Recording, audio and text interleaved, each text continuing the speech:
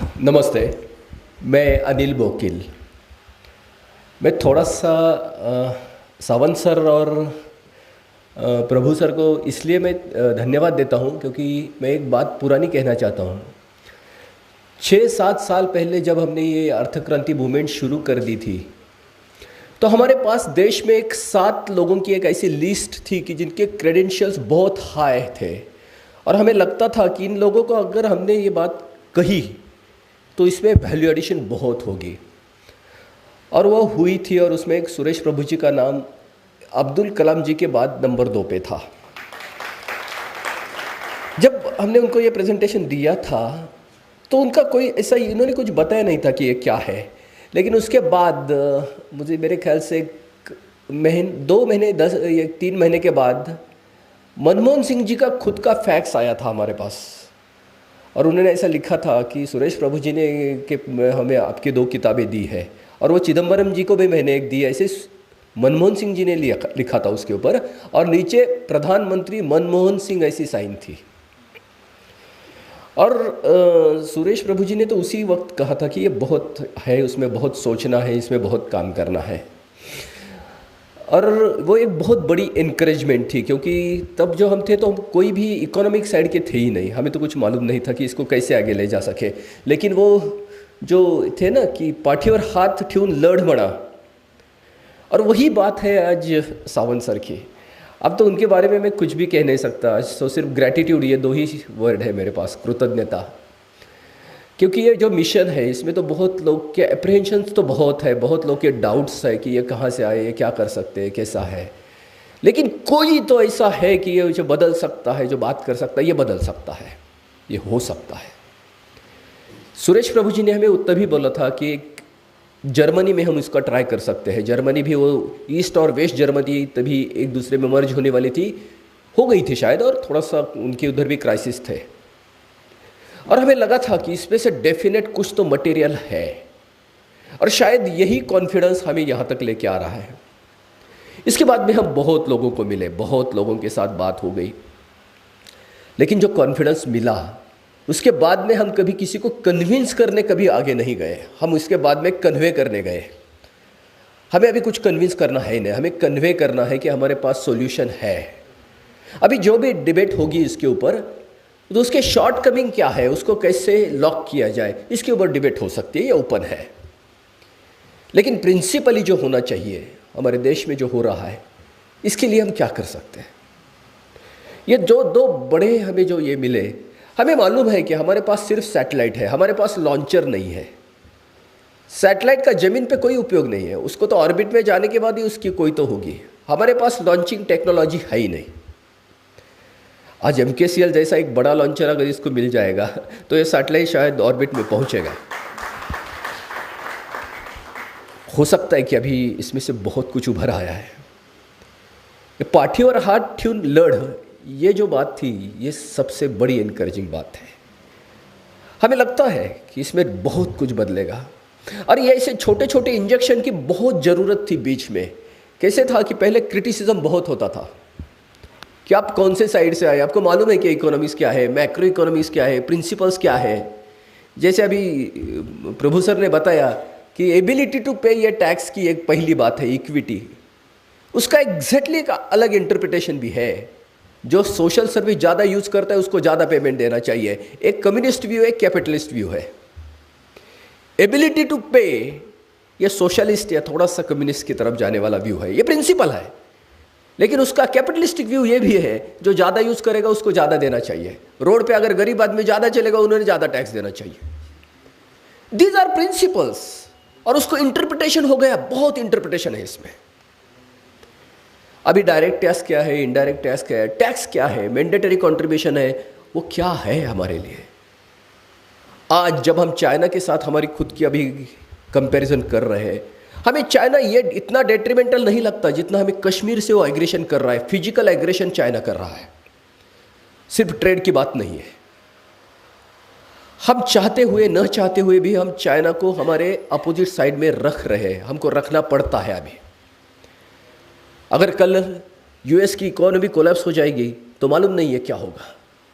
आज जो पाकिस्तान चाइना, बांग्लादेश और ब्रह्मदेश से लेकर श्रीलंका तक एक जो हमें दिख रहा है कि हमारे एक बीच एक रिंग खड़ी है। अभी इंडिया का फिजिकल एग्जिस्टेंस अभी स्टेक पे है।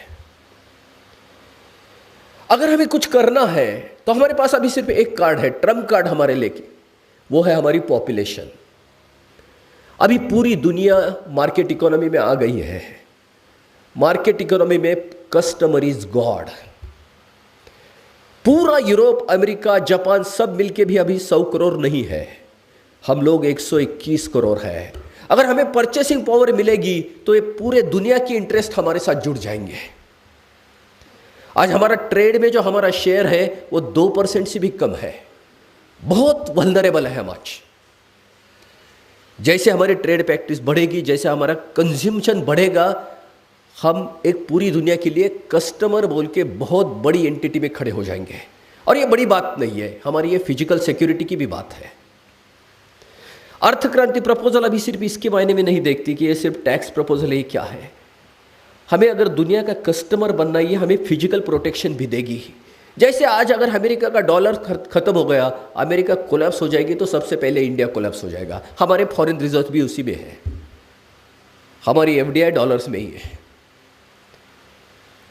और ये अगर बढ़ेगा और हम अगर ऑयल इंपोर्ट, हमारी पूरी इकोनॉमी अभी ऑयल सेंटर्ड हो गई है, ऑयल की कॉस्ट क्या रीच होगी, हम कहाँ पहुँचेंगे, कहाँ जाएंगे।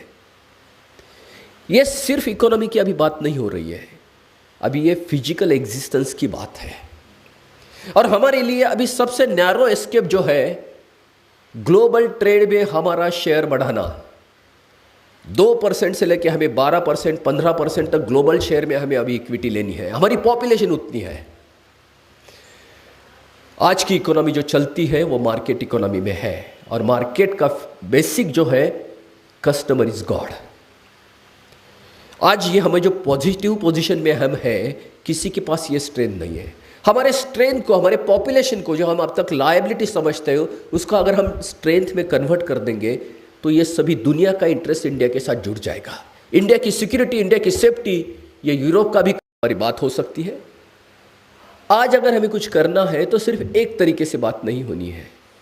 आज इकोनॉमिक्स हमारे पास एक ऐसा रास्ता है जहाँ से हम खुद को ना सिर्फ बचा सकते हैं, लेकिन एक स्टेटस पे ला सकते हैं जिसको हम दुनिया को शेक हैंड करेंगे। ना तो हमें किसी पे राज करना है, ना तो हमारे ऊपर किसी को राज करके करना देना है। वसुधैव कुटुंबकम।